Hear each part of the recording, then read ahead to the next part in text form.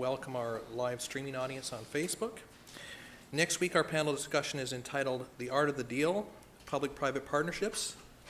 It will feature Mary Brooks as the chair, Paul Flesch, Ray Mitchell, and Matti Semiaticki. So please come to next week's panel. I'm sure it'll be very interesting. I'd also like to offer a reminder that BuzzFeed media editor Craig Silverman will be speaking at the University of King's College next Thursday, November 7th. The lecture is called Decoding the News, Truth and Consequence in the 2019 Federal Election. You can find out more on the King's website or from the flyers at the front desk. Today's chair is Laurie Turnbull. Very delighted Laurie Turnbull is able to join us today. Dr. Laurie Turnbull is the director of the School of Public Administration and an associate professor of political science at Dalhousie. Dr. Turnbull's research and teaching focus on parliamentary democracy and governance, public sector ethics, and democratic reform. She's taught political science and public administration at Dalhousie, Queen's, Carleton, and Acadia universities. She's published a number of articles and book chapters and freelances with the Globe and Mail and is featured columnist with the Canadian Government Executive magazine. Her book, Democratizing the Constitution, Reforming Responsible Government, co-authored with Mark Jarvis and the late Peter O'Coin, won the Donner Prize in 2011 and the Donald Smiley Prize in 2012. Please join me in welcoming Laurie Turnbull. And I'll take my seat.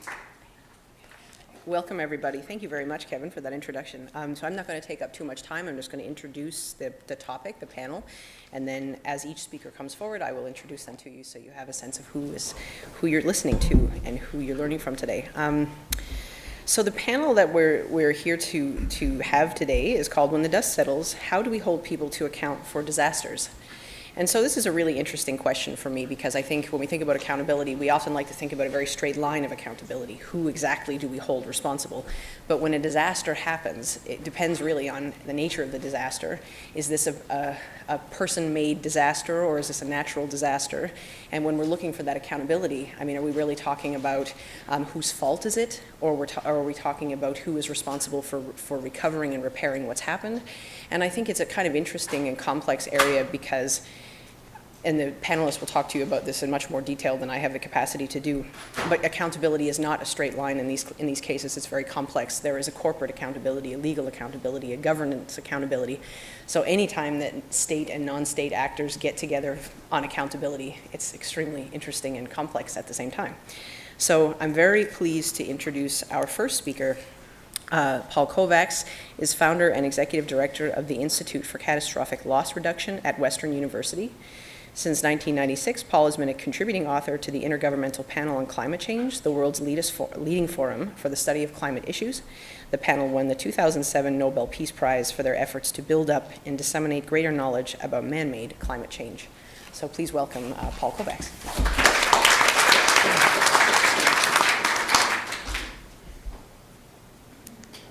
Hey, great.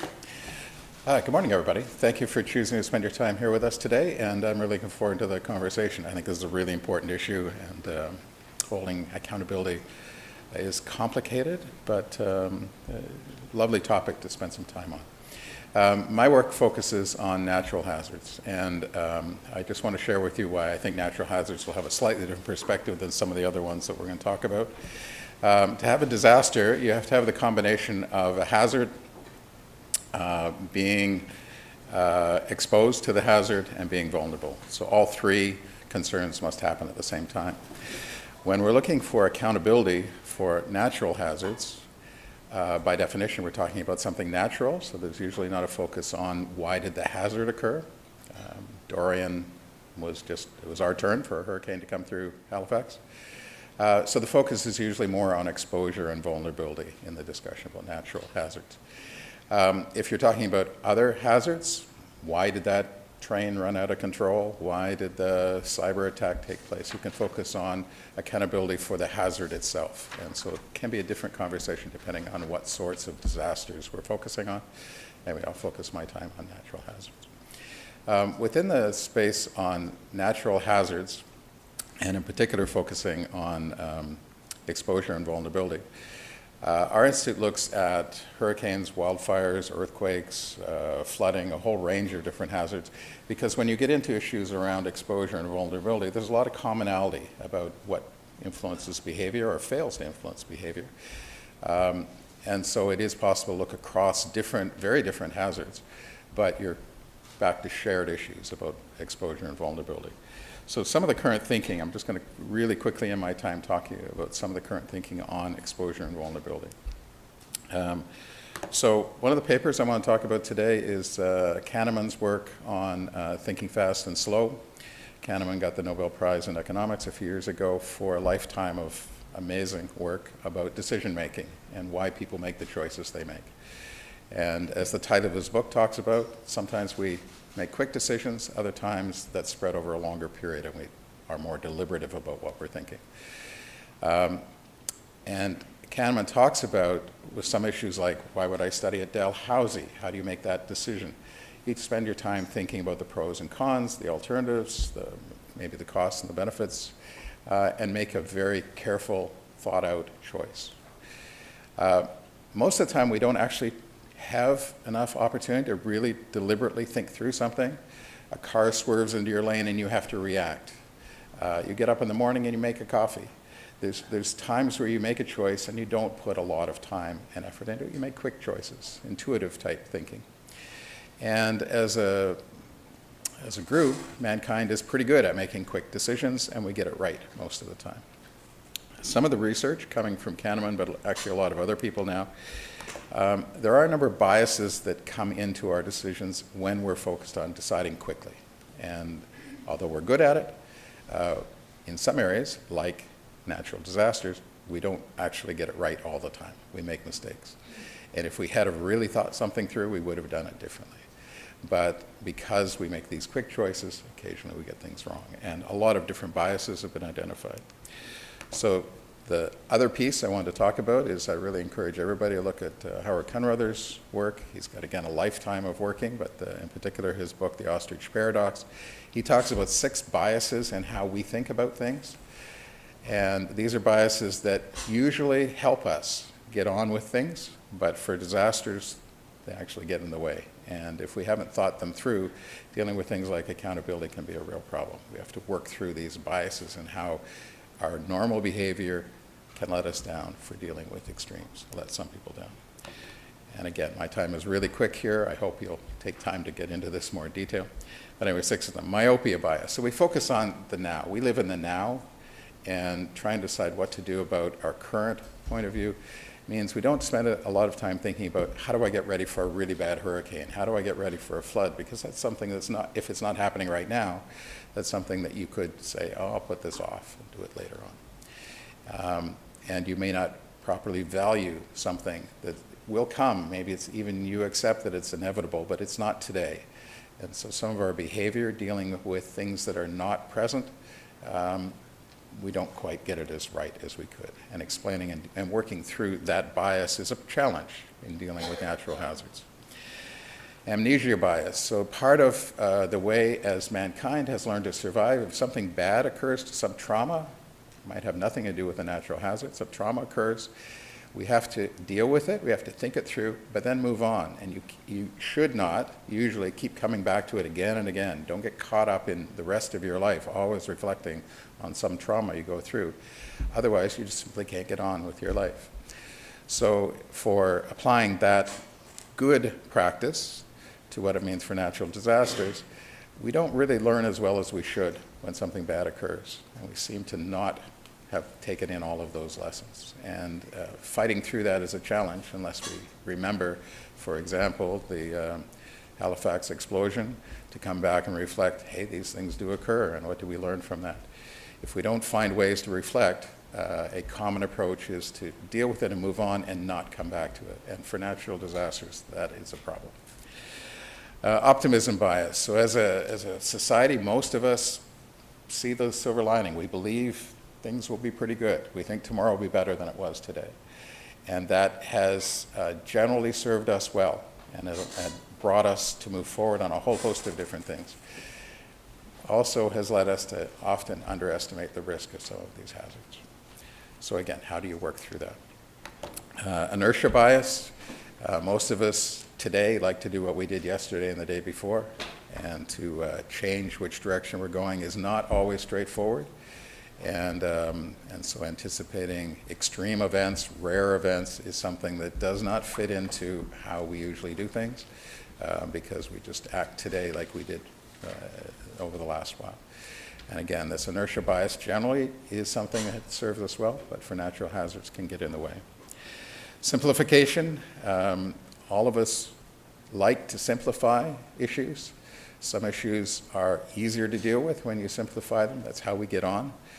Natural hazards can be incredibly complicated, especially the big ones. And to pretend that we've simplified it and you do one small thing and everything's fine can be dangerous and can be misleading. So simplification bias is usually a good thing, but can be a problem here. And herding bias, you follow the leader. If the alarm bells go, if many people react saying, oh, that's another false alarm, I don't need to leave. Well, maybe you do need to leave. And don't always agree with everybody else. Think through for yourself.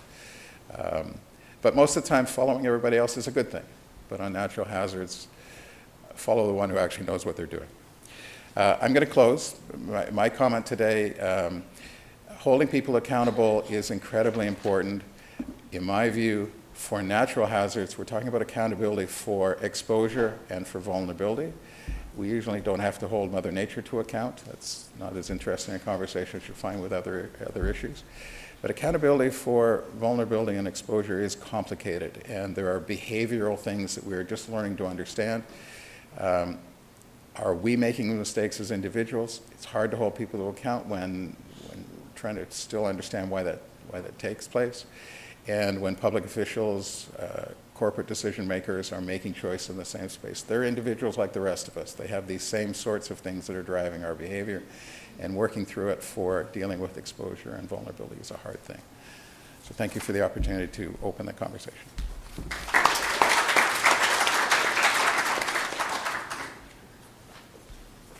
Thank you very much. That was a fascinating opening to the conversation. I'm going to introduce Bruce Campbell. He is the former Executive Director of the Canadian Centre for Policy Alternatives. He was awarded the 2015 Law Foundation of Ontario Community Leadership in Justice Fellowship and spent 2016 as a visiting fellow at the University of Ottawa in the Faculty of Law.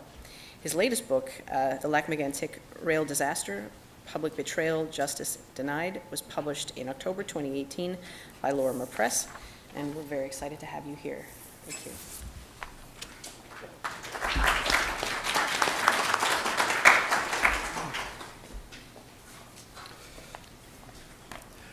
Thank you, Laurie, and thank you all for coming. The French edition of this book has just come out about 2 weeks ago, and I was in Lac-Mégantic for my book launch, my first book launch. Leonard Cohen wrote, "There is a crack in everything. That's how the light gets in." Well, that was an important goal of mine, was to find those cracks and let the light in about what happened, why it happened, who was responsible, and who was held to account. This session focuses on accountability, but I wanted to, there's a lot of young people in the room, and the memories, for everybody, the memories fade, and for some maybe you don't remember when it happened. It's going on 7 years since it happened. So I just wanted to have a few slides just to present, to give you a sense of accountability. This is the town the day before it happened. You can see that very, very sharp curve. That was a runaway train that hit that sharp curve at 105 kilometers an hour. This was the view from the church that overlooks the town center. And this is a picture of, you can see the church in the background before and after. This was just a couple of years ago, so still many years after, and this still remains an open desert. There's been reconstruction off to the side, but where it happened, that's where it remains. So I'm just going to leave you. This is pretty much it for the PowerPoint presentation. Paul mentioned the Halifax explosion. Of course, by far that was the largest human-caused industrial disaster.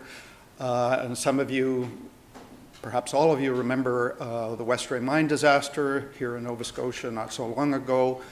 And, you know, as I was looking forward, the Lac-Mégantic disaster, you know, is right up there. 47 people died that night. 27 kids were left orphaned. The town center was incinerated. And it was a record land-based spill, 6 million liters of toxic oil spilled in Lac-Mégantic that night. So, you know, in my book, I go back and set the stage. I go back to the mid-'80s with the Mulroney government, and I trace through the Mulroney government, the Chrétien-Martin government, and then culminating with the Harper government. So, you know, the mid-'80s to 2012, and I trace the systematic erosion, removal of safety precautions in that period. You know, important part of that story is the relationship between the corporations and the regulator. And the concept of regulatory capture is an essential part of the story. The regulator becoming less and less powerful, under-resourced, more overstretched, deferential to the regulator, that over time gets to the point where in effect it's regulating itself. So it's the concept of self-regulation. By the time 2012, 2013 happened, there was an oil by rail boom which started in 2009 and was peaking at this time. To give you an example, carloads of oil in 2009 in Canada were 500, and in 2013 they were 160,000. The Harper government was obsessed with energy superpower, getting oil to tidewater, as were the companies. The same companies were in the Bakken fields of North Dakota. This particular cargo came from North Dakota. It was Bakken shale. And the industry was kind of in a willful blindness, as was the government, about the growing dangers. If you look at the lobbying record in those years, you'll see that no problem here. The regulations that are in place are enough, and let's just keep on benefiting from this oil boom. The government had imposed a one-for-one rule. I can talk about that rule in the Q&A, but the die was really cast, and during that whole time, the rail safety budget actually declined almost 30% from 2009 to 2017. And then there's the locomotive engineer, because one of the reasons I started doing this work was I saw a blame game. And at the last link of the chain was the locomotive engineer. So, the further from what I've already said, the deck was stacked against the locomotive engineer. He came to work, he was on his holiday, he was informed that he was going to be the single-person crew, and of course, that was the context that I didn't mention, that Transport Canada gave permission to this delinquent railway to haul dangerous goods, 72 cars of Bakken shale, highly volatile, that were actually misclassified as not highly volatile. It was the consistency of gasoline. So right away, he notices that there's a problem with the locomotive engine, and it's going slow, and it's going fast, and it's spewing oil, and the trip takes 10.5 hours almost. The track was in bad shape. As I said, it was a pretty delinquent railway with a bad safety record. But he finally made it to a hill about 11 kilometers from Lac-Mégantic, a place called Nantes, and it's a very steep slope. And he had to park at the top of the hill. He couldn't park on the siding. He couldn't park on the flat. Well, the siding was occupied, it had been rented out on the flat. If he had parked on the flat, it would have crossed over a road, so he couldn't do that. There's a number of other things, but he left the train about 11:30 at night, and very shortly after, that defective locomotive that wasn't removed from its lead position, even though it should have, because it was known it was defective, caught fire. The firefighters came, they put out the fire. They put out the fire, and in doing so, they removed the brake on the locomotive. He was prohibited from, this is an air brake, he was prohibited from setting the air brakes on the tank cars, and then he left, caught fire, as I said. So he was informed he wanted to go back to the train. The rail traffic controller said, no, it's okay, stay there, you got to work in the morning, work rest rules and all of that. He didn't go back. The guy who went there was a track foreman. He didn't know anything about the consequence of the air brakes, disengaging the air brakes. And so it, in about an hour it started to move. It had handbrakes as well, and shortly after it derailed in the town. So there was a criminal trial. But no executives of the company were put on trial, despite, the Westray law kind of left greater space for that to happen. But it was basically 3 frontline workers. I went to the trial. They were ultimately, the 3 of them were acquitted. The defunct shell of the company was also put on trial, but once the 3 men were acquitted, the prosecutors argued kind of reasonably that, they were not going to make any more progress, and so they dropped the case. There were other, Irving was in violation of the Transportation of Dangerous Goods Act. It settled. New Brunswick Southern, a railway owned by Irving, was also charged. They settled $4 million and, about 40,000. There were a number of civil suits. Well, there were a number of charges under the Railway Safety Act and the Fisheries Act. Mainly fines. Only Tom Harding, the locomotive engineer, spent 6 months for one of those violations in a community service. Civil suits, wrongful death, class action. I can talk about that settlement, but the victims' families got a combined $115 million. The total package was $460 million. They got they got 115, and half of that, went to the lawyers who were fighting that case. So the responsibility ladder. Let's just look at how a single-person train was granted. The industry created a rule, because they were basically drafting the rules, that it kind of opened the door. Burkhart, who was the CEO of Montreal, Maine and Atlantic, pushed really hard. The railway lobby pushed hard to give it to them. There was a lot of opposition within Transport Canada, within the union, but they got permission anyways. And so I look at, the kind of the hierarchy of responsibility within the Transport Canada, and also at the ministerial level. The minister kind of was removed within days after it happened, and Lisa Raitt kind of filled in, and she was very effective as managing that crisis. Then there was the TSB report, which I got access to the original report, and there were 6 causes and contributing factors related to single-person train. They were all removed in the final report as causes. Canadian Pacific, Hunter Harrison, I could go into that. He was a real hardliner. He was brought in by, CP was controlled at the time by a guy named Bill Ackman, hedge fund, American hedge fund, focused on not safety, but shareholder value. There's also the responsibility of the oil industry. There has been no judicial inquiry.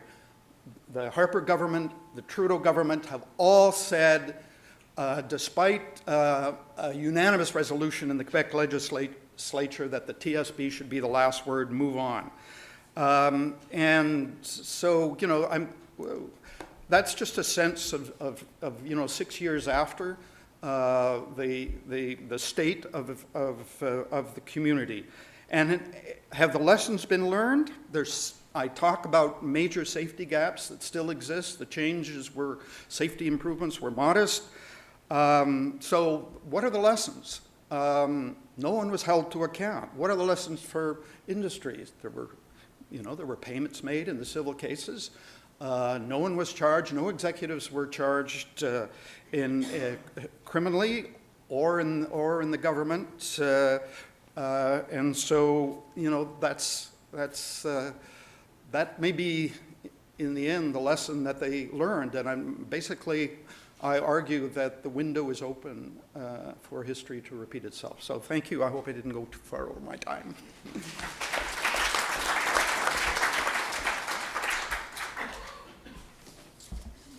Thank you very much.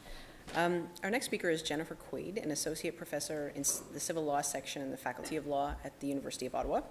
An expert on corporate criminal liability, Jennifer's research combines criminal law and organization studies to develop policies and enforcement strategies that target the unique and enabling role that business organizations play in creating conditions for serious, blameworthy conduct to occur. So Jennifer, please. Thank you.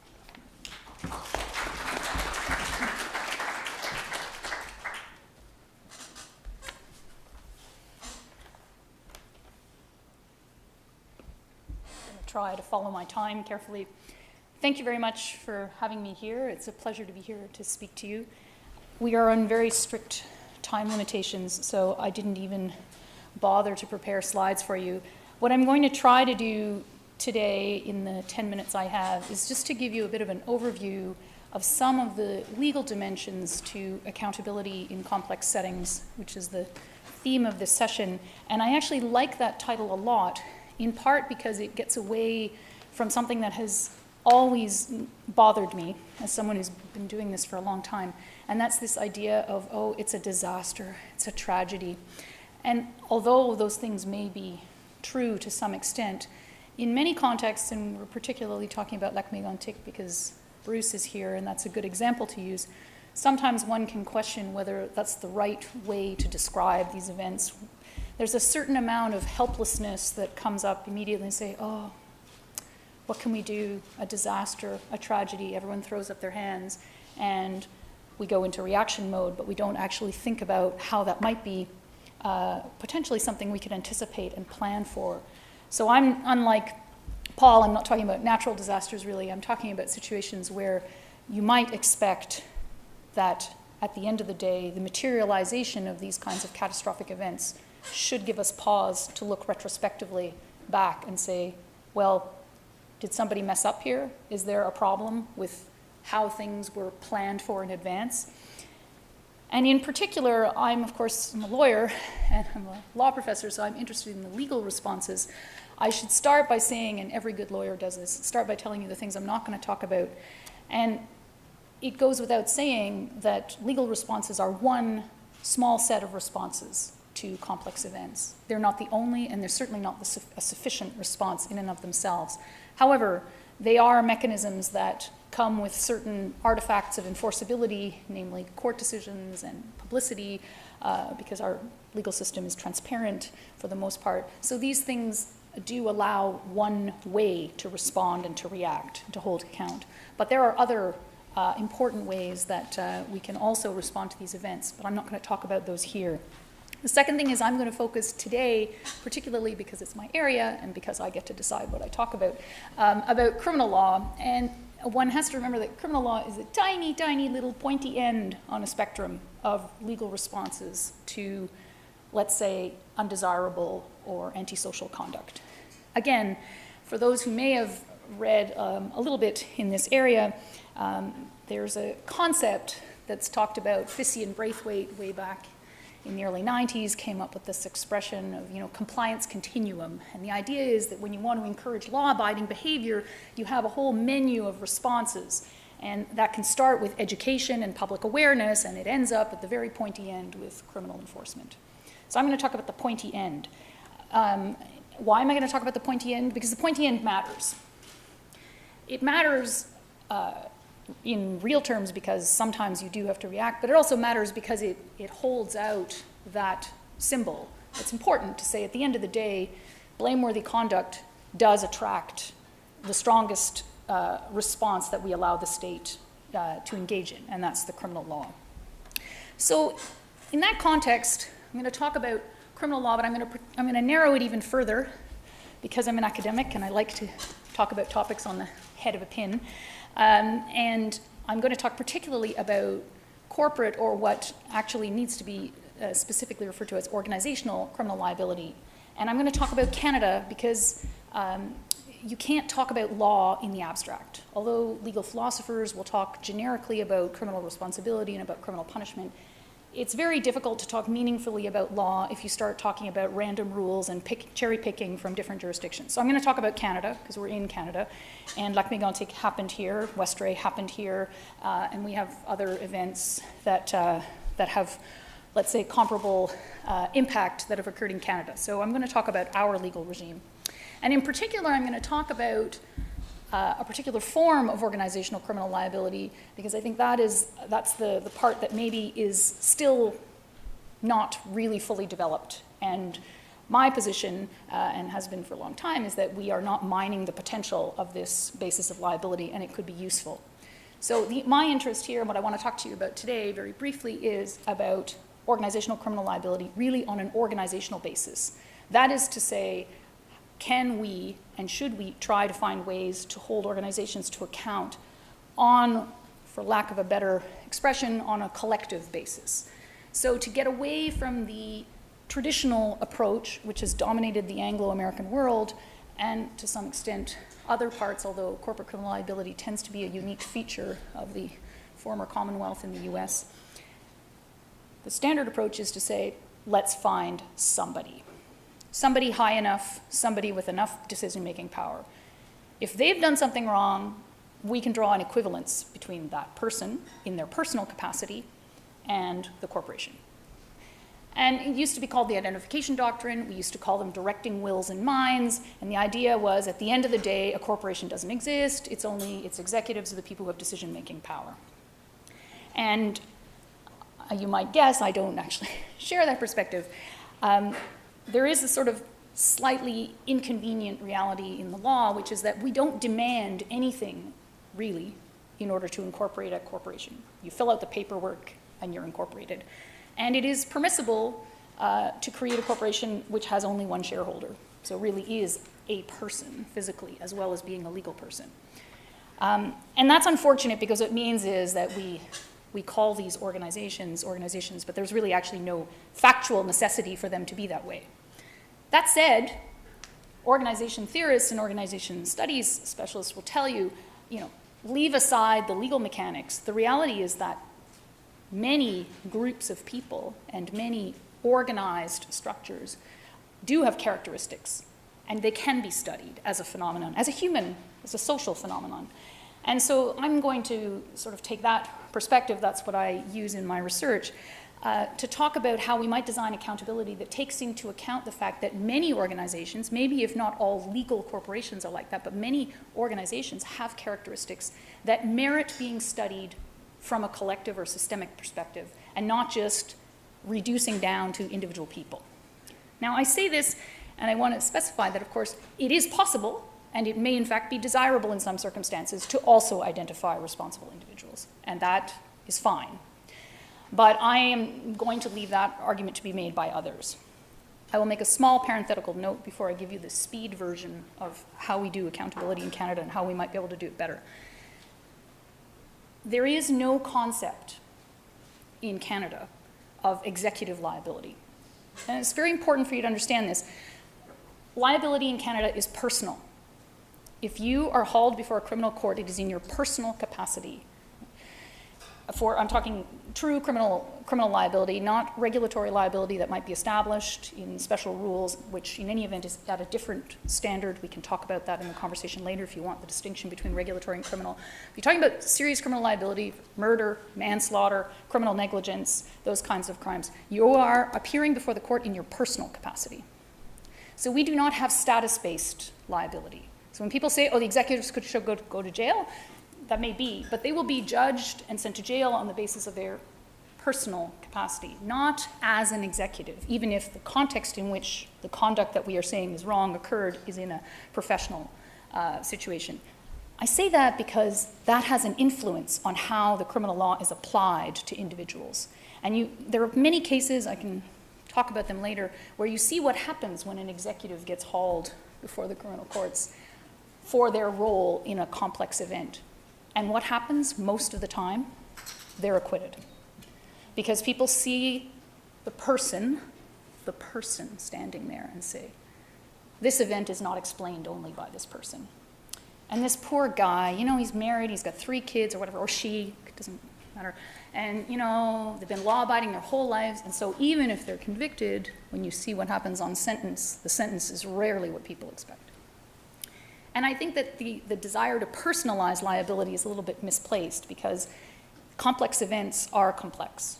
And sometimes, but I do say sometimes, they might be attributable to the bad acts of a few people. But very often, it's a little more complicated than that. So why would we be interested in just labeling individual persons? Unfortunately, Canadian law is still mostly structured around imputation, which is find the guilty person and then impute that to the corporation. Why is that a problem?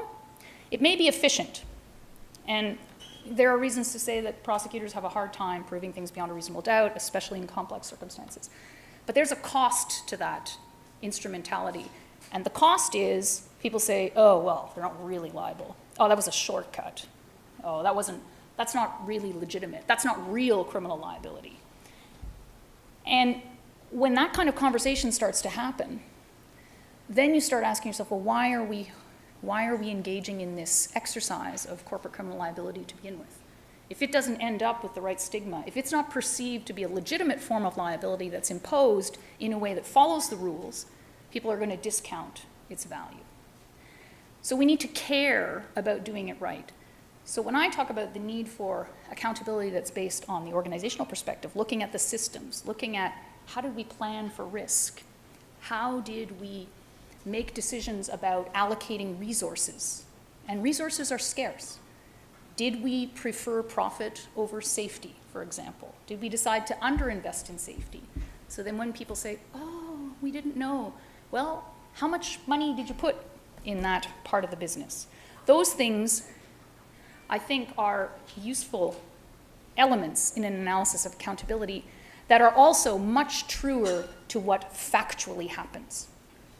And I'm going to just, I don't have enough time to go any further, and people want details of the rules, that's fine, but I'm going to just link back to what Bruce talked about in the Lac-Mégantic situation. What's the cost of reducing down to individual people? I'll show you. When you don't ask what's the chain of events that led to a circumstance where you have a policy of one-man trains, that you decide to rent out the siding instead of using it for what it's supposed to be, which is to park your train uphill, where you have a dispatch system that routinely does not want to disturb the train engineer because legally he requires a certain number of hours of sleep, and they certainly didn't want him to start work late the next day to get this delivery going. If you start comparing those are not things that happened on the day of the event. Those were things that were set in motion. So when we ask ourselves about accountability, I think one of the difficulties that we face with a criminal law system that's based on individuals is that we narrow the time frame and we narrow the space of analysis. And what happens is we end up prosecuting who? The train engineer, the dispatch guy, and their immediate supervisor. Why? Because that's the easiest way in a system that's based on identify the guy and then you've got the company. But is that fair? Most people in Lac-Mégantic were relieved that those men were acquitted, and yet they're disappointed that no one was held to account. But in a system where we rely on personalizing fault, this is really going to be the outcome most of the time. So I leave it there. Thank you for your attention.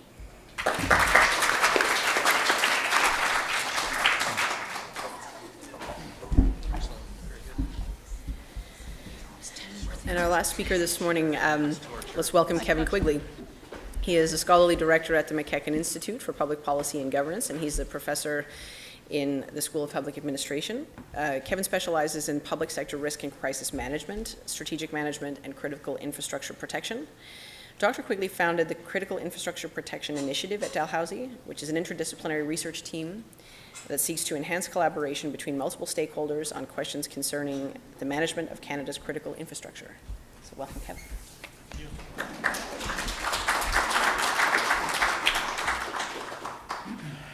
Thank you, Laurie, and thank you also to my fellow panelists for some outstanding presentations. You will see that there's a little bit of overlap. I think we're reading some of the same books on this panel, which is good. So this will serve to reinforce. Peter Coyne used to say that a certain amount of repetition is necessary to make the point. So I think that that's actually what we're going to find here. Though what I'm going to talk about is media coverage of disasters. I want to drill down and think about specifically around the question of how does media depict these disasters that we've been talking about. And I want to start with this visual right here of the Prime Minister a few weeks ago in the climate change talk. So I was quite struck by this because I spend a lot of time doing media analysis. And this kind of plays right into something I've seen many times before, which is how do we depict issues around natural disasters. And of course, as you can see by the photo, it's a very positive, affirming view of something that's potentially quite dangerous, which is the question of how do we manage natural disasters and crises that are brought about by climate change. But the visual is an extremely positive one. It's a bit ironic, one, that it's not a photo of danger, and two, it's also the Prime Minister, as was noted by others, it's the Prime Minister protesting against his own policies. So he kind of situates himself in that way, gives him some very positive media coverage, and this is not unusual in natural disasters. So on the left-hand side, this is a photo of Thomas Harding, the person who was arrested at Lac-Mégantic. And he was arrested by SWAT team. He was arrested about 9 months after the event actually occurred. Everybody knew where he lived. He wasn't considered a flight risk, but actually a SWAT team surrounded his house and brought him in and then marched him into a makeshift courtroom in Lac-Mégantic in full view of the press. So this is the person who ultimately was found not guilty as, not criminally responsible as Jennifer mentioned. And at the same time that the flames were ripping through Lac-Mégantic, Alberta was flooded by the most expensive natural disaster in Canadian history up until that point in time. Fort Mac has since eclipsed that number, but at the time the Alberta floods was the most expensive disaster in Canadian history. And so for me, the irony, when I look at disasters across a number of types of disasters, and so to me the irony was that, as Jennifer has said, there's a kind of narrow and ruthless hunt for accountability that happens with industrial failures, the sort of saying that if you build it, you better maintain it. It's narrow, it's focused, and it's to try to find the smoking gun. In contrast with natural disasters, people kind of get away with a bit, I would say. There seems to be a lack of incentives in many cases to act before the event, to fix the dam or think where do we build houses, for example. Should we allow people to build houses in flood-prone areas? Those are kind of unpopular decisions, and it's really the devil is in the detail around some of this climate change policy, but how you're actually going to do it. So while you've got a sort of very positive view of Mr. Trudeau in the photo, there are different views about how we're actually going to address some of these climate change issues, and there's controversy, real controversy about how we do it. So in the Alberta floods case, the popularity of MacEachen at the time, surged, absolutely surged, and it's not unusual to see this after a disaster that a political leader steps in and plays a kind of cheerleader, moral support at the time, and they receive considerable positive media coverage at that time. And so that was the experience for MacEachen. But for me, it was a particular irony that these two events happened at the same time. And on the one hand, you've got a ruthless and narrow hunt for accountability on Lac-Mégantic, and in the Alberta floods, there's actually a celebration of some of the political leadership when the floodings happen. What we don't see are tough questions about why did you build there? Should you have built that? Who was responsible in making these homes vulnerable in this situation, or this city vulnerable to this flooding in the first place? So in absence of this kind of ruthlessness that you might see with the industrial failures. So I use this type of framework quite a bit when I do my work. I look at different pressures that are exerted on risk regulation regimes, interest groups, market pressures. The one I want to talk about today, though, is the bottom left-hand corner, just given our time constraints. I want to talk about public opinion pressures, and when I talk about public opinion pressures, I'm thinking specifically about the media. We could talk about polling data, et cetera. That's also part of this framework, but today I'm just going to talk about media and the impact that media has on risk regulation regimes. One little footnote I want to make for you to keep in mind as we go forward is, how would we think about risk or define risk? Common definition is probability times consequence. This definition has very little to do with the media coverage that occurs. So when you think about rational analysis of risk, thinking about what is the probability this event's going to happen, what are the consequences of this event, this does not necessarily relate to how media covers disasters or risk events. So if you think about September 12th, 2001, the day after September 11th, the Toronto Star had this headline: America under attack, thousands feared killed as terrorists hijack U.S. planes and attack New York, Washington. I did a presentation for some folks recently where I said, maybe the headline could have been this: over 55,000 Canadians died of heart disease last year. Heart disease accounted for over 25% of all recorded deaths. And at the bottom, we have thousands feared killed as terrorists hijack U.S. planes, attack New York. Of course, that wasn't the headline. We manipulated the paper, but the point is, if you were going to be driven strictly by the number of deaths, then you might give more prominence to heart disease in Canada as opposed to a terrorist attack. But of course, we know that the media wouldn't do that. We wouldn't expect it. But I'm just pointing out that this might be if you're thinking strictly in rational terms, you might do it this way. There are many, many examples of this. We have a database where we've looked at a number of disaster events and how media covers them. And so I'll just point out that this one line here covers the number of articles that appeared in the media that we looked at. And we looked at quality broadsheets in Canada, the US, the UK, and Australia. And this axis shows the number of articles that appeared. And this article shows how the government was depicted in that media coverage. So if you appear on the right, in the green part, the government was depicted positively. And if you appear on the left-hand side, the government was depicted negatively in their performance, okay? So this axis is about the volume of coverage. Did it get lots of coverage? And this axis, the horizontal axis, is about was the government depicted positively or negatively? So actually, it's remarkable how common, like the patterns that emerge right across all the papers in this. It didn't matter whether it was the Globe and Mail, New York Times, Daily Telegraph, or the Australian. The patterns were pretty much the same. And what you see is natural disasters, governments tend to get very positive coverage because there's a big, bang disaster, emergency services are out doing their best. This is not the time for a lecture necessarily, and so it's generally positive about emergency response. There are some exceptions, but generally speaking, natural disasters generate a lot of positive coverage for government. It relates to accountability, of course, because then you might say, well, if there's a lot of positive coverage after the event, where is the incentive to sort of think differently about the political incentive to think differently about how we'll respond to these events, right? So if you move through it and the coverage is positive, maybe the politicians won't feel the same kind of urge to fix some of these problems that they should be looking at.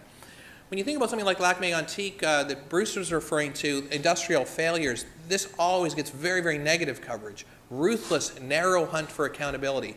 So the circle swings far to the left, right?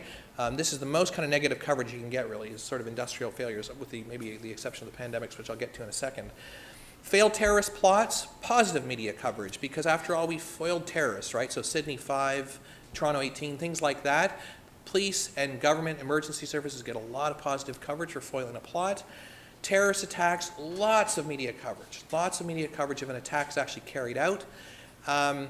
But it doesn't necessarily tip positively or negatively. There's usually a little bit of criticism for government for not having better anticipated. There's usually a few articles about lack of coordination among a number of government agencies. But generally speaking, fairly neutral, because there's also a fair bit of positive coverage for emergency services and the police that are actually out there, confronting terrorists, I guess. I'll just make a special note about cyber, because I find this an interesting one. If you look at something like the Society of Actuaries and you ask them what are the biggest risks that are emerging in our time, they'll say cyber threats. But we're actually, as a collective, not that interested in cyber. And that's partly because we don't want excessive regulation of our handheld devices. I don't think we're particularly interested. These stories are also usually pretty complex. And there usually isn't a kind of good guy or bad guy in a cyber story. So just spare a thought for Donald Trump, because when Donald Trump brings attention to Russian spies, etc., it actually elevates the status of some of our online vulnerability. Absent Donald Trump, absent Snowden, absent Jeffrey Delisle, absent a personality to attach this story, it gets a lot less coverage. So your sort of typical black credit card fraud, thousands of credit card numbers being stolen, doesn't really get, it gets a little bit of coverage, but not a lot. So it doesn't really get a lot of attention. It's not that interesting a story for us. So we don't concern ourselves too much with cyber attacks. Pandemics get a lot of coverage. So I'll just talk a little bit about H1N1, some of the work we did on H1N1. So you'll remember this 10 years ago now, as Jennifer reminded me yesterday, 10 years ago now for H1N1. So the first wave with H1N1 came in the spring, and it was a small blip, and the big blip was coming in the fall. So there's a whole sort of time of getting ready and preparing the vaccine. During the summer, interest in getting the vaccine was dropping off. So you see July 2009, over 60% of Canadians said they were going to get the vaccine. By October 2009, it dropped below 50%. And then Evan Verstaglio, who seemed like a healthy 13-year-old boy in Toronto, sadly died as a result of H1N1. This picture, he wasn't the first child to die that week of H1N1, but this picture figured prominently. Young people were vulnerable to H1N1, so perhaps it shouldn't have been shocking to think a young person would die of H1N1 at that particular moment in time. Going back to my risk calculation, probability times consequence, it made absolutely no difference to the risk scenario. Absolutely none. Right? The chances of getting H1N1 were the same the day after Evan Verstaglio died compared to the day before he died. However, it had a powerful impact. Look at the media coverage, the Globe and Mail. So we were tracking media coverage of the Daily Telegraph, the Australian, and the Globe and Mail of H1N1. And they're all pretty much the same right up until you get to Evan Verstaglio's death. And then look at that Globe and Mail coverage, just spikes. About 100 articles in a month. And has real consequence if you're a public administration person, because these are the lineups that immediately followed that spike in media coverage. Now, hundreds of people outside of clinics waiting for vaccines. Remember, the numbers were trending downwards, but actually the demand just suddenly spiked overnight because of the death of Evan Verstaglio and the communication of that. And also the government now didn't have enough vaccine to provide to the people that needed it.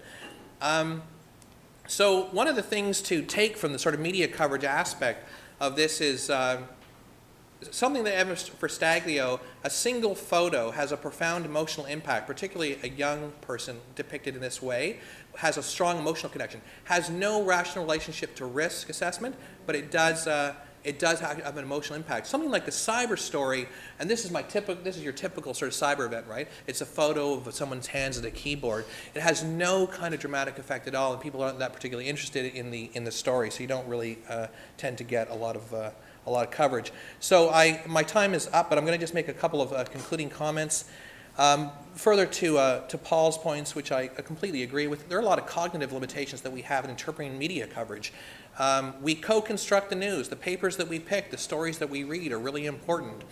We suffer from optimism bias. We think that everybody else is being duped by the press, but we are not duped by the press. So give that some thought. The next time you think everybody else is being duped by the press, it was the press, but it wasn't, but we were smarter than that, right? Probability neglect. We look at the consequences. We don't think of the probability that an event is going to occur. We also have a hard time thinking about risk trade-offs, putting money into managing this risk and not that risk. A versus B. We have a hard time thinking across sectors. We think about managing down risk. We have a hard time thinking about taking money out of one risk management strategy, putting it into another.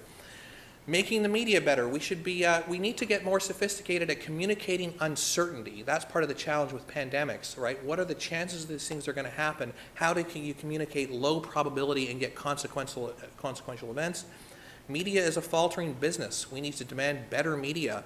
Some media does a much better job of covering this stuff than others. I would suggest to you, I've done a lot of analysis in this area. The New York Times does a great job and has a much higher standard, an editorial standard of what they will print compared to a lot of other media. So demand good media.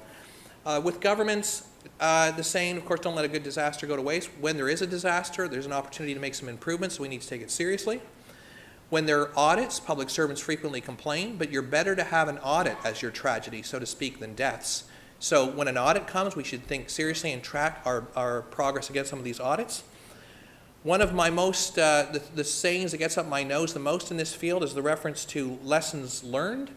Organizational culture prevents us from learning a lot of lessons. I think we sometimes identify some lessons.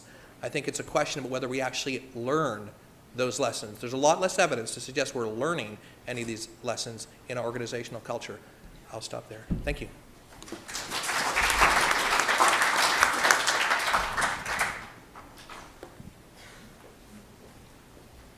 Thank you very much to all 4 panelists. That was a fantastic discussion, and everybody's got their own, everybody really took their own kind of perspective and lens on it, and so I think we've got a lot to talk about now. We've got some time for some questions for the panelists, but first we're going to go to 4 students to start us off with a question, so I think Riley is going to be first, please.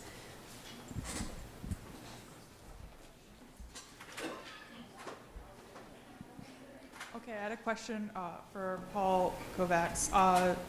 Most of the articles provided for us for the readings preparing for this panel were about man-made disasters, but I really wanted to ask a question focused on natural disasters and who's really liable to pick up afterwards. I was a Florida resident at the time that Hurricane Irma hit. I lived through Hurricane Irma. While the entire power grid of the state of Florida is owned publicly by Florida Power and Light, the state government of Florida and many of the counties in Florida picked up the tab in restoring power. My question has to focus on if electricity is privately owned in a lot of cases, like here in Nova Scotia, does the government have an obligation to provide support in repairing power grids and critical infrastructure? Or since they're privately owned, should private entities be prepared to take on the risk in the budget of repairing their own infrastructure? Thank you so much for the question. The work that we're doing shows that the loss of life, the injuries, and in particular the damage that occurs because of natural events, most of that loss is preventable. We can do a lot better. We know what we need to do to be better. It's not that we're going to stop the storm, but we can be prepared for the storm. We can invest in managing our infrastructure, but also our homes, et cetera, much better than we've been doing. So the knowledge is there. We're just not choosing to make the investments. As an economist, most of the analysis shows that every dollar you spend, you save $6. So again, it's not an economic question. You could go too far, but there are some low-hanging fruit that can be done to greatly reduce the risk of fatalities, of injury, and of damage. Specifically on the question where you're asking about the power, certainly Dorian reminded us here locally, power can go out and it creates great inconvenience, but also real losses. And we can do much better. We know how to manage the structure, so we can do better. And we're failing to make those investments. There certainly is an opportunity on behalf of the public for government agencies to oversee infrastructure, to put regulations and rules and expectations in place. Private industry has to comply, but you have to put those rules in place. You have to supervise, to check to see whether those rules are being followed. And there is an opportunity to do better. Private companies can choose on their own to decide simply to do it because they don't want to inconvenience their customers. But can the system allow that to happen in industry? Anyway, last comment, so I don't go on too long. About 40% of all the structures in Canada are privately owned, are in the private sector as corporate structures, and about 60% are homes. But the vast majority of the damage is actually happening to homes. And by and large, things like the power grid, like the phones didn't go out. There's a lot of good examples on the corporate side where losses are actually very low relative to what might be expected for the storms that are occurring, and that the biggest problems are usually occurring on the homeowner side, and there are things that can be done for new construction, for existing construction on the homeowner side. Thank you for the question.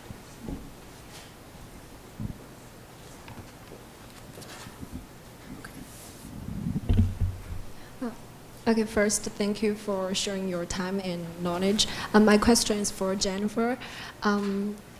we understand that corporations are the most effective and efficient means of generating wealth, and governments, they don't want to lose these revenues. But when it comes to preventing man-made disasters and holding corporations and corporate actors legally accountable, is it possible for governments to categorize risk levels for corporations and set rules or regulations for them based on different risk levels? Thank you very much for the question. You're getting right at the heart of what's going on. One of the things that we need to understand about man-made disasters is that there is basically no sector of business activity in Canada that isn't regulated to some extent. So when we are starting to look for how things went wrong, there's usually at least part of the puzzle that can be found in the structure of regulations or their enforcement. And as Bruce has suggested, that the way we regulate business entities is uneven and is unfortunately subject, in many cases, to an asymmetry of power. And we can't pretend that those asymmetries of power don't exist. Productively economic activity is valuable and important to a society like Canada. The question we have to ask, and I once gave a conference presentation with this provocative title, is what are the moral limits of the profit motive? So, strictly speaking, I didn't talk about corporate law, but strictly speaking, corporate law imposes no limits, and in fact is predicated on the assumption that more is better. More profit is better, and that maximizing profit is sort of, by definition, good. So there's very little questioning of the value of economic liberalism, at least as we have it in Canada. And yet, I think everyone in this room probably has some sense that there should be boundaries to that, that you can only make business and risk assessment choices within this very large amount of freedom, commercial freedom that is granted to corporations under our corporate law, that has outer limits somewhere. The same way we as individuals have freedom up to a certain point, and then when we start entrenching on the fundamental rights of others, whether it's your bodily integrity or your life, or that kind of thing, we say, whoa, you've got limits. We really haven't had a conversation about that in this country, and one of the reasons we don't is because risk assessment and risk prevention is not perfect. No one wants to talk about what the right level of regulation is and what the right level of risk is, because that means admitting that the risk is not zero. There will be people who die in industrial accidents. They are not completely preventable. And we are probably, as a society, unprepared to pay the price to bring the level below a certain threshold. But we often allow this ambiguity to subsist between what people expect as the level of risk prevention compared to what we're prepared to pay. I'm going to finish with a tiny example. There was recently in the news some discussion about the trucking regulations that were enacted following the Humboldt crash which occurred in Saskatchewan, but which involved an Alberta trucking company. Leaving aside the matter of the driver and how he was treated by the criminal law, there was some disappointment expressed in the media about the fact that these regulations turned out to be, they actually apply to very few truckers, and that there were a wide number of exemptions that were being provided. And I think one of the things that we have to look at when we talk about that is, at what price do we avoid road accidents? Occur very frequently. They just don't occur with busloads of junior hockey players very often. And if we talk about Kevin's visual image, that was a powerful visual image. But one of the things that you can think about is every time you push on Amazon Prime because you want it delivered tomorrow, that involves logistical infrastructure, including trucks. And how do those packages get delivered quickly? Well, because we have people who are available to drive quickly. So that part of your point is that I think we as a society have to step back and say, how much do we care about risk reduction? If I can add just a brief comment on the latter part of what was being shared here. The District of North Vancouver won an award recently from the United Nations, and they were the first community in Canada to define their risk appetite. So this community came together and said, beyond this, it's not tolerable. This is unacceptable in our community. And this being applied to disasters like, in that case, somebody died from a landslide that was preventable, and that was deemed to be unacceptable going forward. And the community has now applied that to earthquakes, to flooding, to whatever. And there's several other communities in British Columbia that are working on developing a community determination of what's acceptable, what's the limit of acceptable risk in that community. And in Canada, applying that in the corporate world, the only part I'm familiar with, the government of Canada requires of banks and insurance companies to describe what's acceptable risk. But this is not widely used in the public sector right now, but it is an emerging area that I'm actually quite excited about. I would like to add to this then on Paul's reference to tolerance. We talked about this yesterday, Jennifer. So I always think about risk tolerance as their sort of holy grail of this field that we think it might exist, but it's no one's ever seen it, or it's hard to identify. I wonder about the stability of the concept, right? That you can have a town hall meeting maybe, or maybe there are other processes, market processes, where we can think about what is an acceptable level of risk. But as I was saying to Jennifer, a statistician, a wise statistician told me the probability, of course, is just a mental construct. Either something happens or it doesn't. And if it happens, if it happens to you and your family, then suddenly all that discussion you had in the town hall meeting about risk tolerance gets thrown out the window, and now you're furious and the thing gets reframed somehow. Or, so I do wonder about the stability of risk tolerance and whether or not we can actually hold have that kind of sensible conversation in advance, and when the event actually happens, hold the line. I will offer that I'm not sure what the alternative would be, because you might want to try to take the emotion out of it to a degree when you're having these conversations. Like with H1N1, for example, there was a lot of tough conversations about how we're going to administer a limited vaccine if this thing gets out of control. So there were a lot of sensible conversations that happened in advance, and then just in case some disaster did happen. But I do feel it's a highly problematic space, right? When the event actually happens, someone might lose out, and then they will think differently, and it will be amplified and described differently after the fact than it was before the fact. And it just makes it a challenge, I think. But I think it's an interesting area to explore for sure, the question of risk tolerance. Well, since people are injecting comments, I'd like to inject a comment about risk assessment. And in the case of Lac-Mégantic and in the case of the railway sector, what essentially happened over time is that the agency, for a number of reasons, partly to do with austerity policies, basically outsourced the responsibility for risk assessment to the companies themselves. And in the case of Montreal, Maine, and Atlantic, it was supposed to do a risk assessment of that location, one of the most dangerous locations in the country. That's a very steep slope. They didn't really do one. They did an incomplete one, and the agency, the regulatory agency, didn't properly evaluate it or follow up with a correction. So that's where the risk assessment process was in the lead up. Hi, my question is to Mr. Bruce Campbell.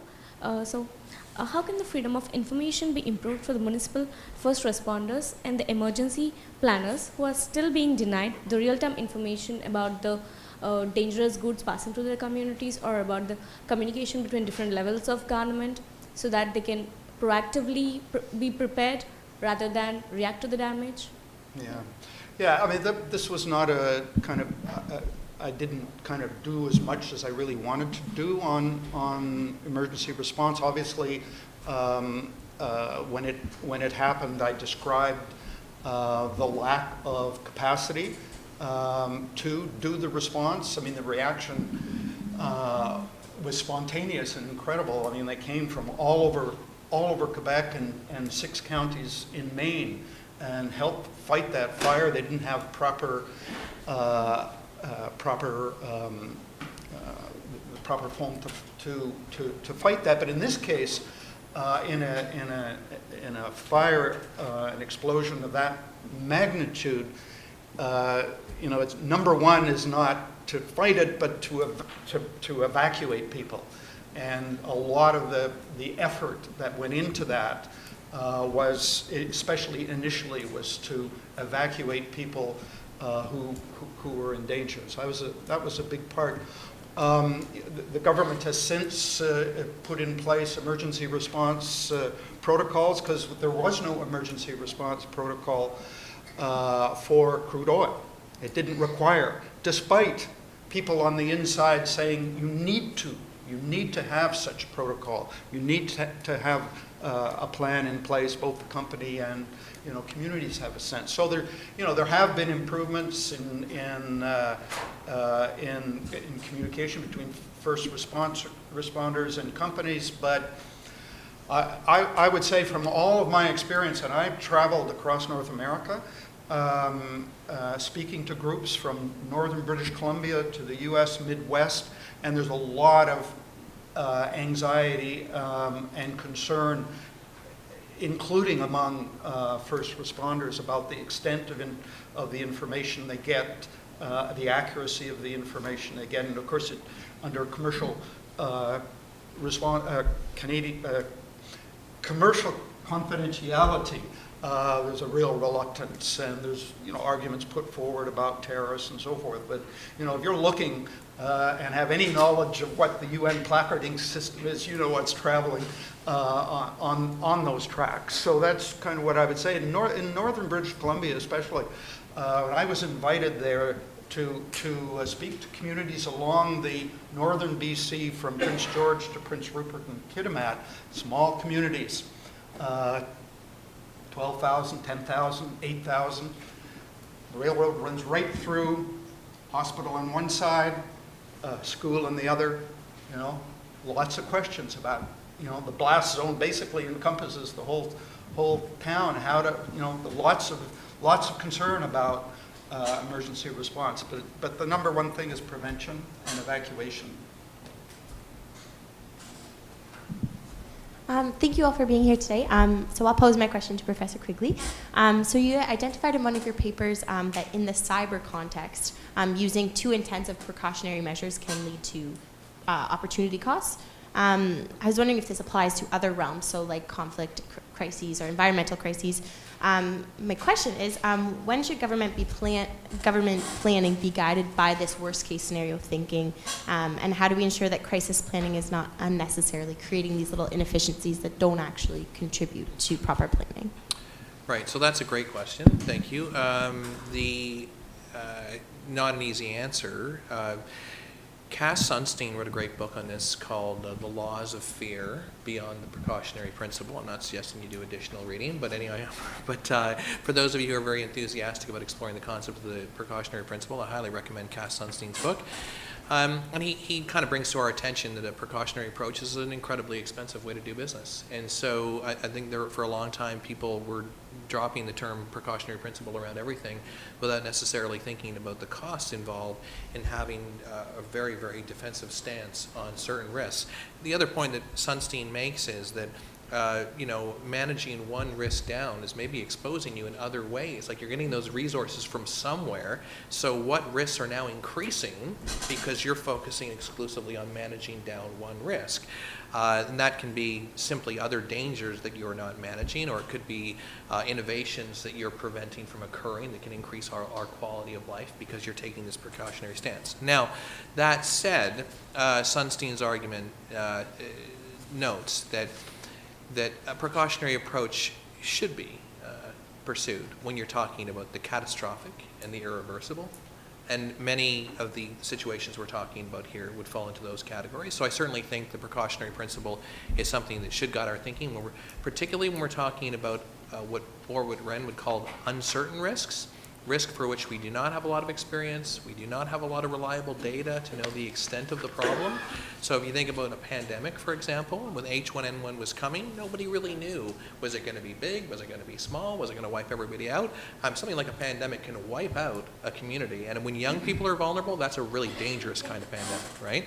Really dangerous kind of pandemic. So that's a situation where you would take a precautionary approach and you would, you'd spend more, you take a defensive stance. The thing about the precautionary principle, though, as you start to rifle through the literature on it, it's an extremely interesting area to explore because there are a lot of questions that come about when, like again, going back to my earlier point that the devil's in the detail.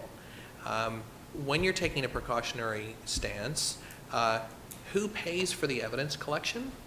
who establishes the standard? Is that, so if you're thinking about private sector, for instance, think about the telecoms example recently at Dorian, right, the failure of telecoms, and should the telecoms have had backup systems, for example.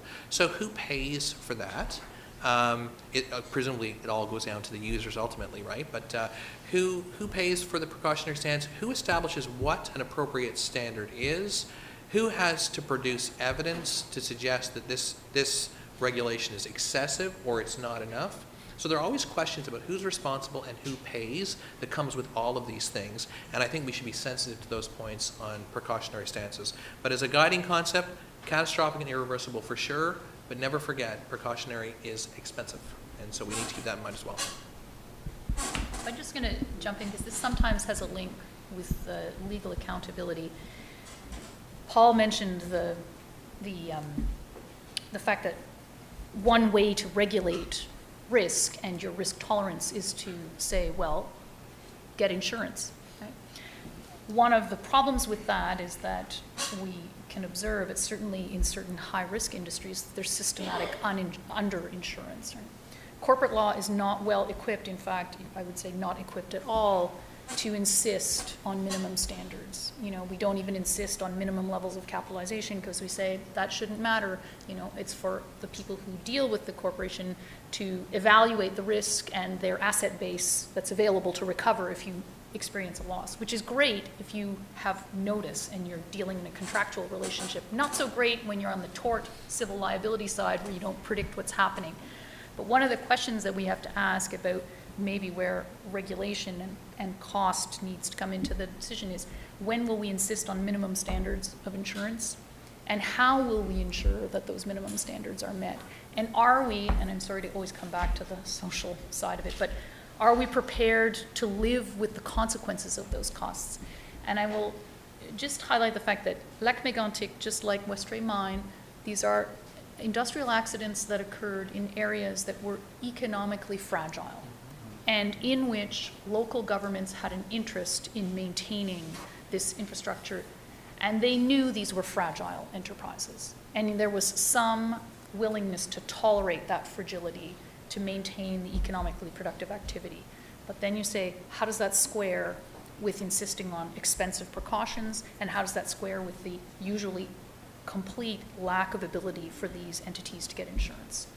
I just want to add a comment about precautionary principle and the regulatory policy that was brought in 2012 by the Conservative government, in which precautionary risk management would take greater and greater precedence over precautionary principle, competitiveness considerations over safety, burden of proof shifted from a regulatory proposal, the burden of proof shifted to the regulator to provide the proof, and you have an under-resourced regulator that's struggling to find the basis for making this evaluation. They're getting most of their data from the companies. And the one-for-one rule. I don't know if that has come up in your research. It's part of it, was introduced as part of the regulatory policy. It still is with the current government. They continued it. Basically, the rule is so that if an agency proposes one rule, they have to remove another regulation that has a cost, and basically is, all regulations have a cost. So, that in a situation like that, with growing danger, you're a regulator and you're trying to think, well, what do I remove? And it's sort of like a Hobbesian choice, right? And I think that reality was there. And Trump, of course, this is the first time Trump has come up, I think, in this conversation. Trump has magnified that in his regulatory policy to 3-for-1. Okay, I'm going to jump in just to make sure that we can have a few questions from the audience. So there is a gentleman right here, Tari, who had his hand up.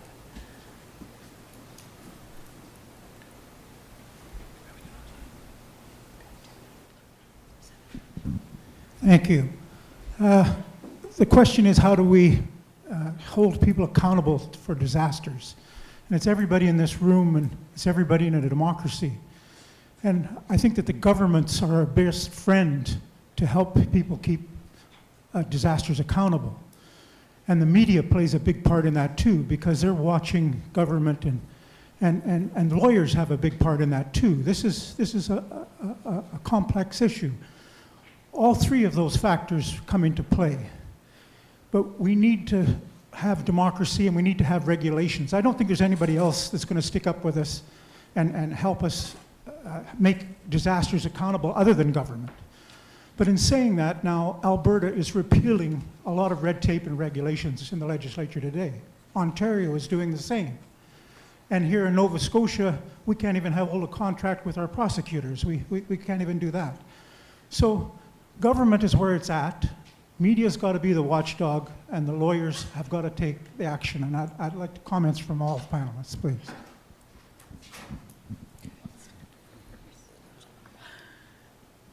Well, I'll make one comment, and to say that just to throw in a plug for the market, a lot of companies' share values plummet when there are disasters. So there are market mechanisms. I'll just throw that one in. I don't disagree that government has a role to play, but markets can also punish organizations for not doing their best. Do you want us to respond specifically, or are you going to take a set of questions? Or? You can answer the question. If Okay. You want to just answer the. Yeah, just on red tape and connection to Lac-Mégantic. It was originated with Mike Harris in Ontario. The red tape reduction committee in Ontario. There were 4 of Mike Harris's cabinet ministers that were in the Harper government. They launched another red tape reduction committee. That was the basis of the regulatory policy, and as you mentioned, it continues to be a reality. The Liberals were actually more, that preceded them with Chrétien, they were always much more effective at PR, and they talked to, not that there were a lot of substantial differences, but it was always smart regulation. With Harper, it was always red tape, job killer, investment killer, and so forth. The Liberals have always been more savvy from a PR point of view. If I can just add one part, you didn't mention insurance in your comments. So one of the policy choices that's been used by a number of governments has been to use the private insurance market as a mechanism for enforcing some of this. None of us can drive unless we have insurance. Most of us don't own a home without having insurance. Most businesses, sometimes by regulation, are required to have insurance for certain things. The government, in turn, supervises the insurance industry. That is one industry where they do check on capital levels, and they have to meet requirements. The government checks on risk appetite. There's a requirement that every insurance company lists what their appetite is and what they're willing to do and not do. And all of that's checked by regulators. So it's one mechanism that is sometimes used by governments and also just generally used by the market. So these corporate behaviors that all of us would be concerned about, most of these corporations have shareholders and directors and whatever, and those people would like to make sure that they're making good choices. And insurance is one of these tools that's used as part of the overall mechanism. So there are things within the private sector that support this, but the government in the end guide all of it. Okay, I think we're kind of down to the wire. We've got time for one more question. Okay, I'd like to start off by saying that I've spoken internationally on certain aspects of maritime safety as far afield as Sweden, Germany, in Vancouver, and at the invitation of the United Nations Agency to the South Pacific Community in Fiji. And I've worked in maritime safety and other aspects in the private sector and with the Canadian government agencies. So one of the points not brought up is not more regulations, but are people able to enforce them? So as personally, I lost a job because I refused to falsify some reporting for a safety agency. I then worked for Transport Canada, and in the TSB report about Lac-Mégantic, they separate out the difference between the regional office and Ottawa, saying there was a disconnect. Well, that disconnect was not there by accident. My experience and a certain person on the panel knows who I'm talking about, is very senior people ordered and threatened people who brought forward stuff they didn't want to know because that interfered with their glowing privatization and other things, and of course their bonuses. I then went on to become the senior person on site for building 9 ships for a Canadian government which operates ships. And myself and the rest of the team were threatened for bringing forward safety concerns. We are maritime professionals. And and just in case any students want to learn how to ruin their career, this is a service that I offer, because it took me about 4 months to get my draft insubordination letter to be issued on letterhead signed by the Director General. So eventually what happened, I went on to become the union local president, which is a bit of a fluke how you can be a fairly senior manager and a union local president at the same time. And we raised these, and we raised them with the national president, and we went to senior management, and we went over the top of senior management to the ministers, and we then filed ATIPs, and we filed a complaint with the privacy commissioner because the governments didn't respond to the ATIPs, and the privacy commissioner kind of said that's perfectly okay. We filed something through the integrity officer, and the integrity officer said it's okay for the government to rely on falsified information. So you've talked about regulations, you've talked about the law and everything else. At the end of the day, just like Lac-Mégantic, it comes down to some poor frontline guy who's stuck with the, or lady, who's stuck with, you know, the issues of how do you address that. And you're going to find out that it's very, very common. In the Boeing MAX 8 right now, they're talking about the lack of safety culture in Boeing. Well, I would say I'm not aware of many companies that really have a safety culture. I can tell you I'm aware of a whole lot of companies and governments that don't. And in fact, when you look at Lac-Mégantic, the buck should have stopped at Ottawa, because they are the people who have the power. Transport Canada, where the people had the power to shut all that down. It should not be whether the company is good management or bad management. Because as Mr. Campbell points out in his book, CP went from good management to bad management because of a hedge fund. So anyway, so the point I put to you in all this question is how do we address the issue that frontline personnel, be they ship's captains, be they safety inspectors, be they just a frontline worker, how can they actually live in a country where they can live by ethical standards and not be fearful? That's a comment that was raised in Parliament after my case was raised by a widely respected Calgary MP. There was at least one of them. Thank you. I'm going to let the panelists respond quickly, and then we'll have to wrap up. I'll say very quickly, it's an extremely important point. One thing that Canada lacks, it's not without controversy, but one thing that Canada lacks is very robust whistleblower protection. And one of the things that I will say, and whistleblower protection is not a panacea, you have to be very careful.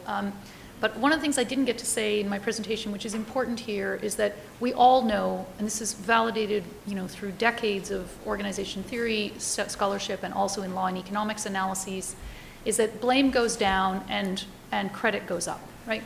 So you have to be aware of the incentives and how incentives motivate people in organizations. And one of the sad consequences of the way we restructured the corporate criminal liability regime, which is just one piece of it, I acknowledge, is that we opened the category of who is a senior officer to make it larger. But what's the consequence? You get the lowest down person who qualifies as a senior officer, who's the person who's identified. So making the category larger has pushed blame down. It's not an easy issue to deal with, but it's something that I think we need to be far more sensitive to. And I don't know that there's one solution, but there needs to be far more awareness of how the incentives work in complex environments.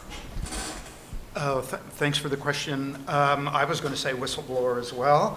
I think what I want to say is a few words about transparency and access on the part of the public, because commercial confidentiality and the relationship between the regulator and the corporation at the expense of openness to citizens who are concerned, in this case, about rail safety. On On the enforcement, I remember before Lac-Mégantic, and it may have changed somewhat